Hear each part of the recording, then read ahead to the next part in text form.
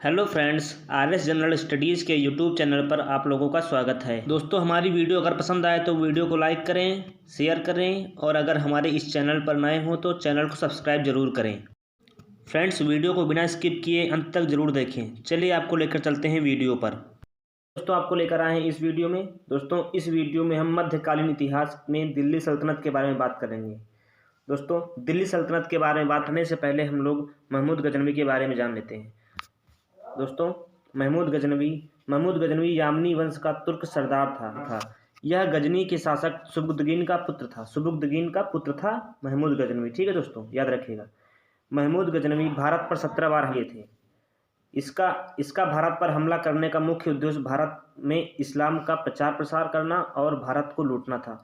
दोस्तों, इसका मुख्य उद्देश्य प्रचार प्रसार करना था, ना कि इस पर शासन करना था। भारत पर केवल ये प्रचार प्रसार करना और भारत को लूटना था। ठीक है दोस्तों, चलिए अब और बात कर लेते हैं। दोस्तों, महमूद गजनवी का पहला हमला शाही वंश के राजा जयपाल के विरुद्ध हुआ था।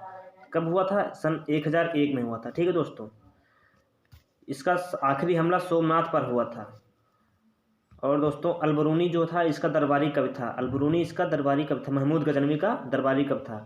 अलबरूनी की रचना है किताबुल हिंद, अलबरूनी द्वारा लिखित गई रचना है। ठीक है दोस्तों, तो महमूद गजनवी के हमला करने के बाद मोहम्मद गौरी आया था और गौरी की आखिरी लड़ाई तराइन की लड़ाई के नाम से जानी जाती है। ठीक है दोस्तों, इसके बाद गौरी को जयचंद ने बुलाया था। मोहम्मद गौरी को जयचंद ने बुलाया। क्यों बुलवाया था? क्योंकि राजा जयचंद्र पृथ्वीराज चौहान से अपने अपमान का बदला लेना चाहते थे। लास्ट में जयचंद के साथ भी इसकी लड़ाई हुई थी, मोहम्मद गौरी की लड़ाई, जिसे हम लोग चंदावर का युद्ध के नाम से जाना जाता है। और ये चंदावर युद्ध कब हुआ था? 1194 ईस्वी में। किसके मध्य हुआ था? राजा जयचंद्र के बीच और मोहम्मद गौरी के बीच में। ठीक है दोस्तों, चलिए अब इसके बाद 1206 ईस्वी में जब वह वापस जाने लगा तो दोस्तों उसकी रास्ते में ही उसकी हत्या कर दी गई। उसके बाद उसका शासन किसके हाथों में आएगा दोस्तों? उनके गुलामों जो मोहम्मद गौरी के जो गुलाम थे उनके हाथों में आ गया था। तो उनके गुलाम कौन कौन थे? जैसे कुतुबुद्दीन ऐबक हो गए, एल्दौज हो गए, कुबाचा हो गए। तो इनमें सबसे प्रसिद्ध नाम कौन था? सबसे प्रसिद्ध नाम था कुतुबुद्दीन ऐबक सबसे प्रसिद्ध नाम था। यहीं से दिल्ली सल्तनत की शुरुआत हुई। दोस्तों, आइए अब बात कर लेते हैं दिल्ली सल्तनत की। दोस्तों, दिल्ली सल्तनत में मुख्यतः 5 वंश चले थे। तो पहला वंश था गुलाम वंश, और दूसरा वंश था खिलजी वंश, तीसरा था तुगलक वंश, और चौथा था सैयद वंश, और पांचवा था लोदी वंश। चलिए इनके बारे में बात कर लेते हैं।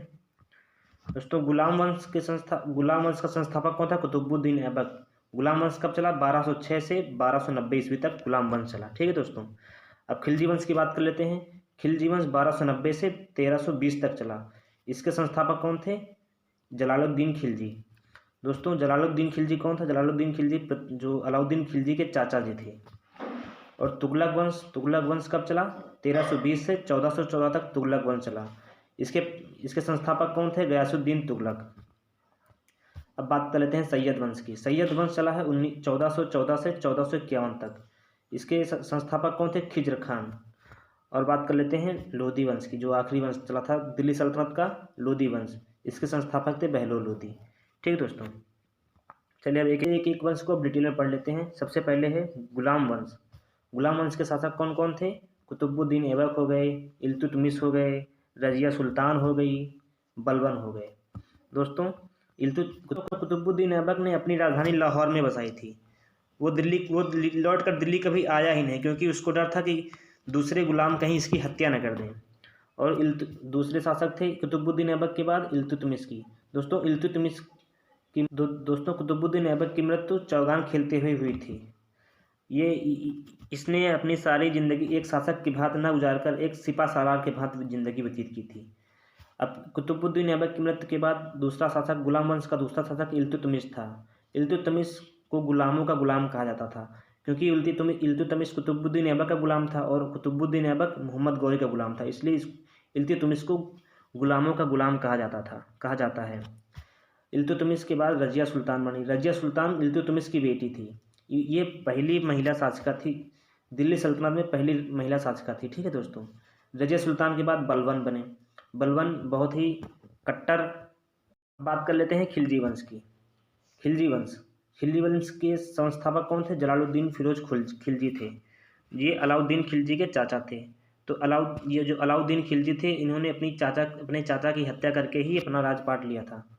तो जलालुद्दीन खिलजी के बाद अलाउद्दीन खिलजी बने, अलाउद्दीन खिलजी के बाद मुबारक खिलजी बने, मुबारक खिलजी के बाद खुसरो खान बने। ठीक है दोस्तों, अब बात कर लेते हैं अगले वंश की, तुगलक वंश के शासक। तुगलक वंश में कौन कौन सा था? गयासुद्दीन तुगलक, मोहम्मद बिन तुगलक, फिरोज तुगलक और महमूद तुगलक। ठीक है दोस्तों, ये सभी नाम याद रखिएगा। अब बात कर लेते हैं लोदी वंश के संस्थापक, लोदी वंश के शासक। लोदी वंश में बहलोल लोदी, सिकंदर लोदी, इब्राहिम लोदी।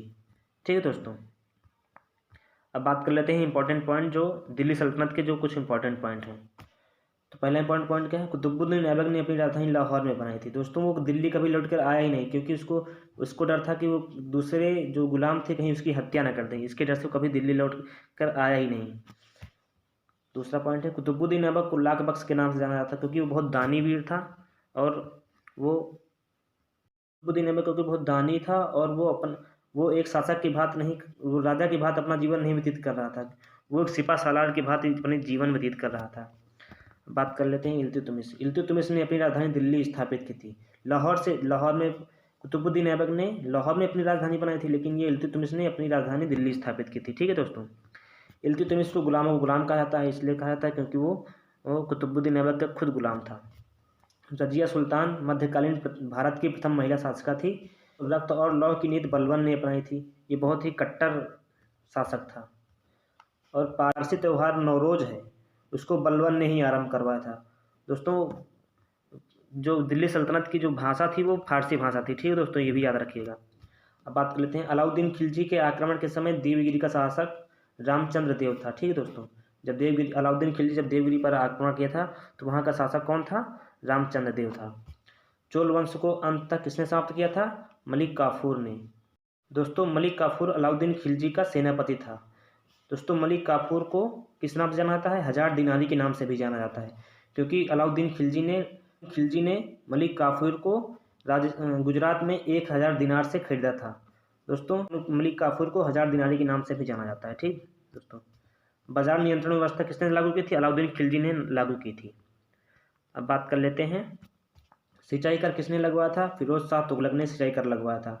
दिल्ली सल्तनत में सबसे पहले नहर किसने खुदवाया था? फिरोज शाह तुगलक ने खुदवाया था। बात कर लेते हैं, सन 1333 ईस्वी में इब्न बतूता किसके शासनकाल में आया था? दोस्तों, मोहम्मद बिन तुगलक के शासनकाल में आया था। दोस्तों, इब्न बतूता कहाँ का रहने वाला था? मोरक्को का रहने वाला था। ठीक है दोस्तों, ब्राह्मणों पर जजिया कर किसने लगवाया था? तो फिरोज शाह तुगलक ने ब्राह्मणों पर जजिया कर लगवाया था। जजिया कर वो होता है जो जजिया कर किसे कहते थे? जजिया कर उनको देना पड़ता था जो मुस्लिम को छोड़कर अन्य सभी लोगों को जजिया कर दिया जाता था। लेकिन जब ये मोहम्मद बिन तुगलक के अलावा जो दूसरे शासक थे वो ब्राह्मणों को छूट दिए थे कि तुम जजिया कर नहीं दोगे, लेकिन मोहम्मद बिन तुगलक ने ब्राह्मणों को भी जजिया कर देने पर मजबूर कर दिया था। ठीक है दोस्तों, अब जजिया का समाप्त किसने किया था? तो कश्मीर के जैन उल अबुद्दीन ने समाप्त किया था। ये जैन उल अबुद्दीन को क्या कहा जाता था? क्योंकि कश्मीर का अकबर भी कहा जाता। ठीक है दोस्तों, जौनपुर नगर किसने बसाया था? जौनपुर नगर फिरोज शाह तुगलक ने बसाया था। ठीक दोस्तों, अब बात कर लेते हैं दिल्ली सल्तनत की प्रमुख इमारतें के बारे में जान लेते हैं। तो पहला कौन सी है? कुव्वत उल इस्लाम मस्जिद। दोस्तों, भारत की सबसे पहली मस्जिद कुव्वत उल इस्लाम मस्जिद कहाँ पर है? दिल्ली में। किसने बनवाया था? कुतुबुद्दीन ऐबक ने बनवाया था। और दोस्तों, क्या कुव्वत कहाँ पर स्थित है? दिल्ली में। किसने बनवाया था? कुतुबुद्दीन ऐबक और इल्तुतमिश ने बनवाया था। और बात कर लेते हैं, 2.5 दिन का झोपड़ा किसने बनवाया था? अजमेर में बनवाया था कुतुबुद्दीन ऐबक ने बनवाया था। आलाई दरवाज़ा किसने बनवाया था? अलाउद्दीन खिलजी ने बनवाया था। कहाँ पर बनवाया था? दिल्ली में बनवाया था। ठीक दोस्तों, अब जमात खाना मस्जिद कहाँ पर बनाया था? दिल्ली में बनवाया था। किसने? अलाउद्दीन खिलजी ने दिल्ली पर बनवाया था। सुल्तानगढ़ी किसने बनवाया था? दिल्ली में इल्तुतमिश ने बनवाया था। ठीक दोस्तों, thank you for watching my video. Friends, video अगर पसंद आई तो लाइक करें, शेयर करें, और अगर हमारे चैनल पर नए हो तो सब्सक्राइब जरूर